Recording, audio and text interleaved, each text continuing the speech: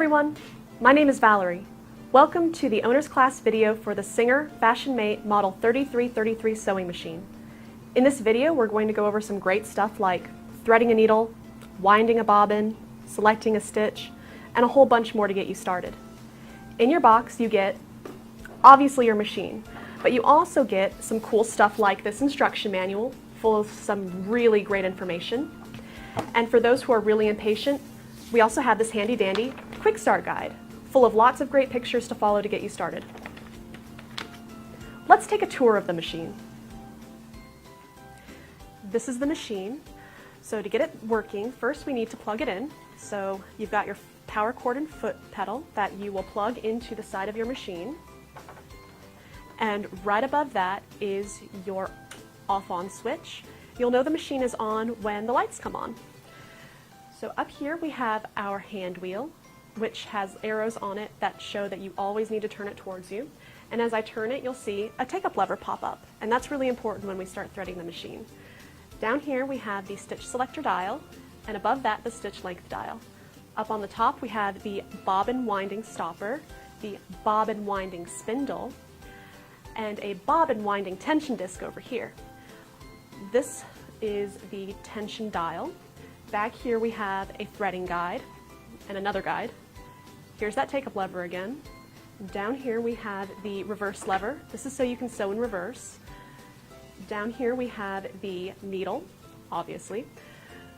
The all-purpose foot, which you'll use for most of your sewing. In the back we have a presser foot lifter. It's up when you thread, down when you start to sew. Your bobbin is right here along with the cover.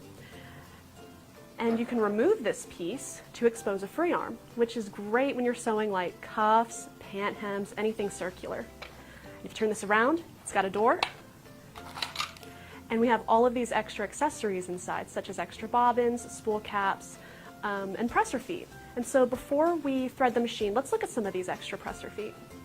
In total, this machine comes with 4 presser feet. Now, the all-purpose foot comes already attached to the machine, and that one you'll use for most of your sewing.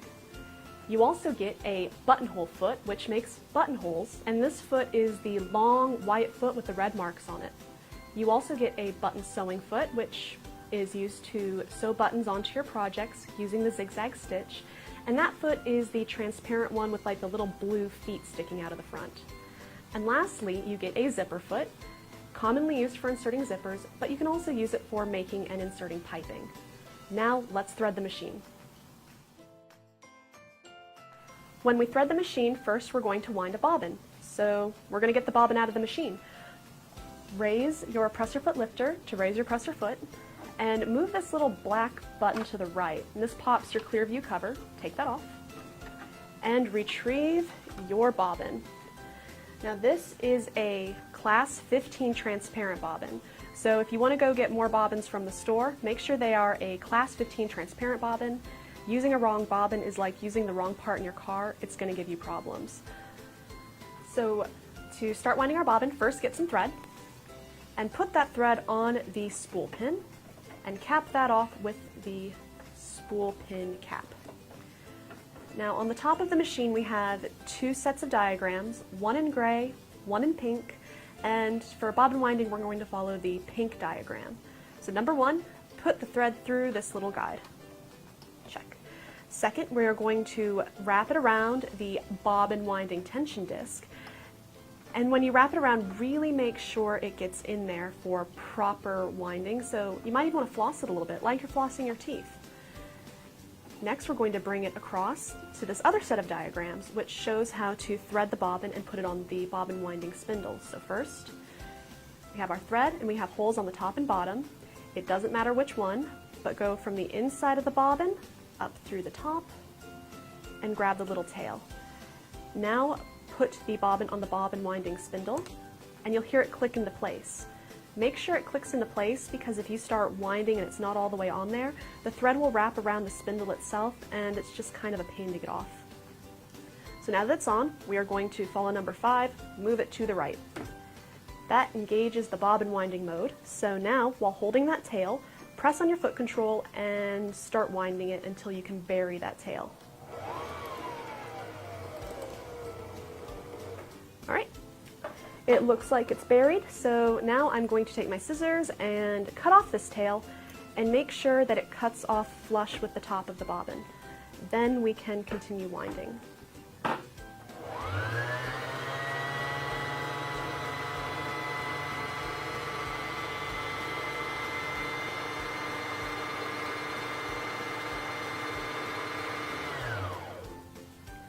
And when the bobbin is full, or you've just decided that that's all the thread you need, move it back to the left and pull it off. Cut the thread, and now it's time to put it into the machine. Before you put the bobbin into the bobbin case, make sure the thread is coming off of the bobbin in a counterclockwise motion. Or to make it easy, when you have a little tail coming off, it will look like the letter P. P for perfect sewing. So we're going to put the bobbin into the bobbin case, and on your clear view cover you have a little diagram showing you how to thread it. So we are going to put our finger lightly on the top of the bobbin to hold it into place, and we're going to bring the thread under this little gray guide with an arrow. We're going to bring it up and around this black piece, back down, and across this little thread trimmer. Now put your clear view cover back on, and you're good to go on your bobbin.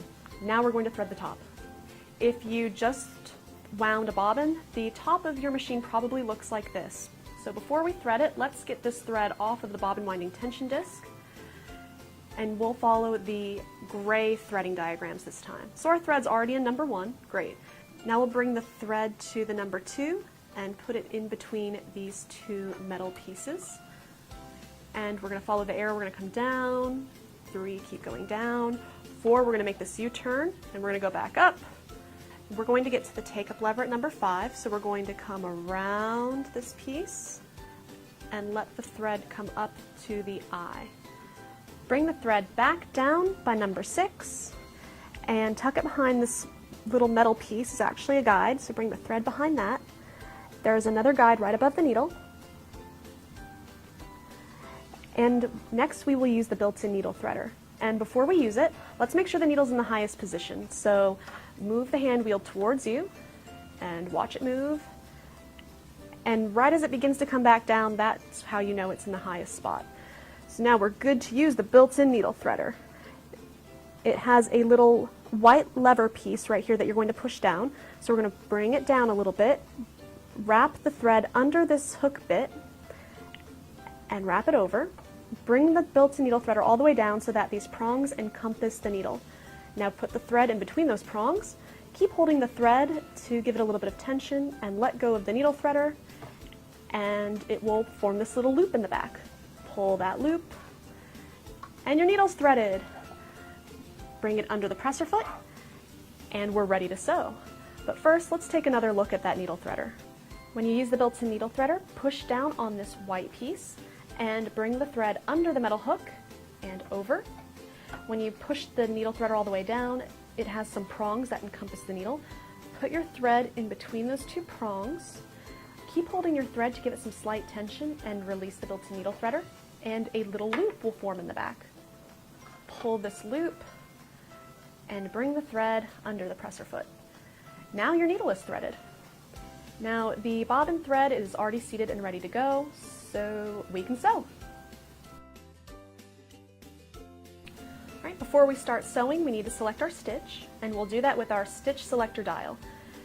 And when we select a stitch, you'll know that it's on the right area when you feel it click into place, and it will line up with this little bump above the dial. Now, I want to sew just a basic straight stitch, so I'm going to keep it right here, but I see 3 colors, gray, blue, and red. So how do I know which one I'm sewing? Well, up above that's the stitch length dial. So we've got gray for gray stitches, blue, and red. And you just move the dial. Here's the gray, blue S1 for blue stitches, red S2 for the red stitches. But I want that gray stitch, so I'm going to move it back. And in the gray zone, we have numbers. The smaller number is for a shorter stitch length, the larger number is for a longer stitch length. But I'm going to have it at about 2.5, and that's pretty standard for most sewing on most fabrics. So now we're ready to test and make sure we threaded our machine properly. When you test to see if you threaded the machine properly, I recommend using some scrap fabric when you do this and not start with your project. So on this machine, we don't have to pick up the bobbin thread before we start sewing, which is an added bonus.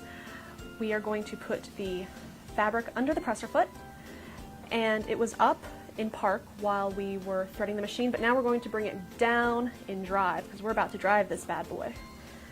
Press down on the foot control and sew a few stitches. Now you want to turn the hand wheel so that the needle is back in the highest position. Lift your presser foot lifter and pull the fabric out, and there's a little thread trimmer on the side that you can use. So here it looks good on the top, and it looks great on the back, so good news, our machine is threaded properly. However, if it looks like this on the bottom with a lot of loops, then I recommend rethreading the machine.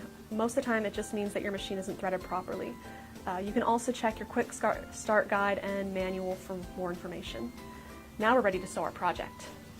Our machine is already set up to sew a seam, so we are going to start with our new fabric, and we have some guides on the needle plate, and they have some markings on them to designate the seam allowance width, like 3/8, 5/8, 1 inch.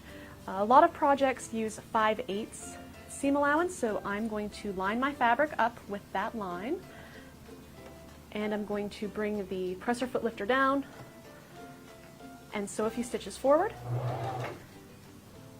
Turn the hand wheel towards me to bring the needle in the highest position, and now I'm going to sew in reverse to lock the stitch in place. So I'm going to push the reverse lever and hold it. Sew back a few stitches. I'm going to release the lever and continue sewing. Now when I sew, I'm not pushing the fabric, I'm not pulling the fabric from the back, I'm just guiding it so the edge lines up with my seam guide. Okay, and at the end, I'm going to turn the hand wheel towards me again just to get up to the edge. Now I want to lock this in place as well, so I'm going to push down on the reverse lever and sew backwards a few stitches. And I'm going to release the reverse lever and sew a few stitches again. Turn the hand wheel towards me so that the needle is again up in the highest position. Lift your presser foot, trim the thread, and we have a finished seam.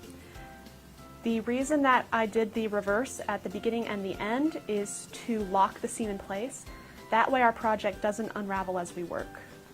Now let's see how to do some decorative stitches. Wait, you haven't seen the best part yet. Here are some amazing offers and specials available for one time only. You can't afford to miss it.